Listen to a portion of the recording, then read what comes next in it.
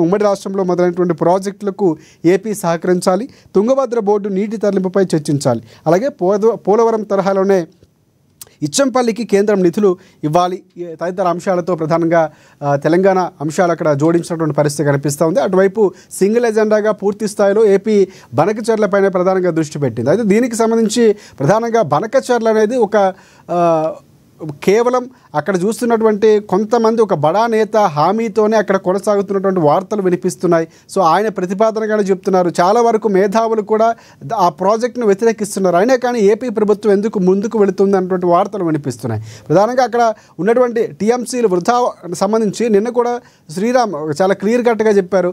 ఎక్కడా కూడా నీటి వృధాకు సంబంధించినటువంటి అంశాలు ఎక్కడా లేవు. సో ఒక వాటాలు రావాల్సిన వాటాలు ఏమైనా కనుక బనకచర్లకు హామీ ఇస్తే ఒకవేళ ఒప్పుకుంటే కనుక తెలంగాణ రాష్ట్రం నష్టపోతుంది. సో ఆ బేసిల్లో ఉన్నటువంటి రాష్ట్రాలు కూడా నష్టపోతాయన్నటువంటి ప్రతిపాదనలు చెప్పారు. సో ఇవే అంశాలకు సంబంధించి ఈరోజు డిబేట్ పాయింట్ మనం కొనసాగిద్దాం. మనతో పాటు ప్రముఖ రాజకీయ విశ్లేషకులు బండారు రామ్మోహన్ రావు గారు మనకి జాయిన్ అయ్యారు. వారికి ప్రత్యేక నమస్కారం. అలాగే TPCC general secretary Congress party నుంచి కత్తి మహేష్ గారు జాయిన్ అయ్యారు. వారికి కూడా ప్రత్యేక నమస్కారం. అలాగే బీఆర్ఎస్ పార్టీకి సంబంధించి రామ్మోహన్ గారు జాయిన్ అయ్యారు. వారికి కూడా ప్రత్యేక నమస్కారం. ముందుగా ఒకసారి రాజకీయ విశ్లేషకులు పూర్తిగా అసలు బనకచర్ల ఇష్యూ ప్రధానంగా జలశక్తికి సంబంధించినటువంటి ఈరోజు భేటీలో ఉన్నటువంటి అంశాలకు సంబంధించి పూర్తిగా ఒకసారి బ్రీఫ్ తీసుకుందాం. రాజకీయ విశ్లేషకులు రామ్మోహన్ రావు గారి దగ్గర గురించి. ఎస్ రామ్మోహన్ రావు గారు నమస్తే అండి. చెప్పండి, ప్రధానంగా కీలకంగా జరిగింది భేటీ ఈరోజు మనకి డిబేట్ కూడా కొంచెం లేటుగా కొనసాగింది. రైట్, చెప్పండి. అంటే ప్రధానంగా తెలంగాణ ఇచ్చినటువంటి అంశాలు అంటే ముందు అసలు ఎజెండాలో పెట్టడానికే తెలంగాణ పూర్తిగా నిరాకరించింది. సో దీన్ని ఏ విధంగా చూడాలి? రాజశేఖర్ గారు, మీకు మిత్రుడు కత్తి వెంకటరావు గారికి, అలాగే మిత్రుడు రామ్మోహన్ ఏకనాన్ని పదార్థ రామ్మోహన్కి అభిమానిస్పేక్షణ నమస్కారం. నమస్తే. ఆలస్యమైనా సరే కొన్ని ముఖ్య పరిజ్ఞానంతో ముందు పోతామనే ఉద్దేశంగానే 15 నిమిషాలు లేట్ అయినా సరే మొదలు పెట్టకూడదు. ఎందుకంటే అక్కడ ఏం జరిగిందో తెలియకుండా మనకు తెలిసే అంటే నిజంగా సమావేశం జరిగినటువంటి అంశాలపై చర్చించడం సబబు. ఎందుకంటే చాలా మంది చూస్తూ ఉంటారు కాబట్టి సరైనటువంటి వివరణ ఇవ్వడం అవసరం. ఎస్, కంటిన్యూ చేయండి. ఎందుకంటే సుమారు గంటన్నర పాటు ఉభయ తెలుగు రాష్ట్రాల ముఖ్యమంత్రి అవతారంలో కలిశారు. ముఖ్యంగా జూనియర్ అయినా సరే మనకి తన శిష్యుడైనా సరే మొదటిగా చంద్రబాబు నాయుడు గారు రేవంత్ రెడ్డి గారు సన్మానం చేశారు. ఇరువురు కూడా సన్మానించుకున్నారు. అది ఒక మంచి శుభసూచక, ఒక రకంగా మంచి విజయం. పెద్ద ఆయన మొదలు జూనియర్ సన్మానించారు, తర్వాత జూనియర్ వారిని సన్మానించారు. ఇది నిజంగా తెలుగు రాష్ట్రాల మధ్య వివాదాలు చాలా ఉంటాయి. పక్క రాష్ట్రాల కానీ పాలివాదం దయాదాలు ఉంటాయి. కానీ దాన్ని పాత పరిష్కరించుకునే వాతావరణం అన్నదమ్ముల మధ్య ఉండాలి. పెద్దన్న పాత్ర చంద్రబాబు ఇచ్చినా, చుట్టుపక్కల రేవంత్ రెడ్డి తమ్ముడు పాత్ర ఇచ్చినా కూడా ఇవాళ మంచి పరిణామం జరిగిన చర్చల్లో మనం మనదైన వాడిని వినిపించాం.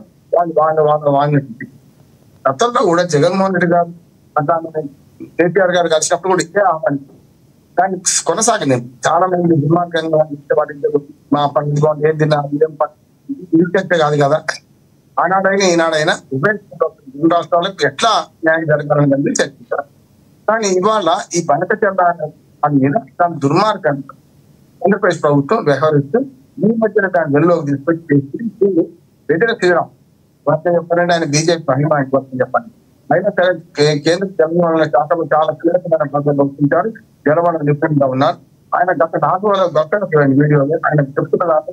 మన గతంలో నేను ప్రతిసారి పేర్కొంటున్న అంశాలు ఆయన విశదీకరించారు. నిన్న మొన్న అయితే ప్రెస్ మీట్ చేసి కొన్ని మన ప్రెస్ వాళ్ళతో మాట్లాడుతూ చాలా చేస్తున్న బనకచర్ల వల్ల తెలంగాణకి ఎంత నష్టం కలిగింది. ఇవాళ తమ్ముడు పేకాట అన్న అన్నే మనం పాలు పాలే అంటే తమ్ముడు చిన్నవాడు ఇంత మాత్రం పాడు చిన్నది కాదు కదా.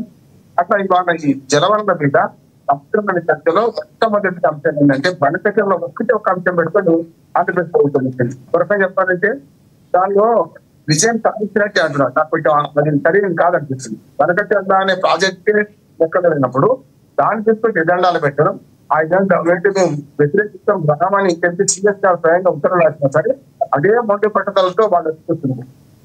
కానీ మనం ఏం చేసినామంటే తెలంగాణ ప్రభుత్వం చెప్పిందంటే దీనిలో కొంతవరకు సక్సెస్ అయింది అంటున్నాడు. ఎందుకంటే అయ్యా ఆ సంగతి పక్కన పెడదాం, మాట్లాడవద్దు, ఈ 11 ప్రాజెక్టుల సంగతి ఏంటి అని చెప్పి తెలంగాణలో గతంలో ఉభయ రాష్ట్రంలో ఏవైతే ప్రాజెక్టు నిర్మిద్దామని అనుకున్నారో పూర్తిగా ఉన్నాయా లేకపోతే పర్మిషన్ రాలేదు, ఫస్ట్ వాడికి పర్మిషన్ ఇవ్వండి అని డిమాండ్ పెట్టింది కదా. ఇప్పుడు మొత్తం బాల్ ఎక్కడ ఉంది, బంతి కేంద్రం మధ్యలో ఉంది. కేంద్రానికి బనకచెర్ల అనే దాని పూర్తిగా బైపాస్ చేసి, అంటే ఇష్టం ఉన్నట్టు ఎవరు అంటే దాన్ని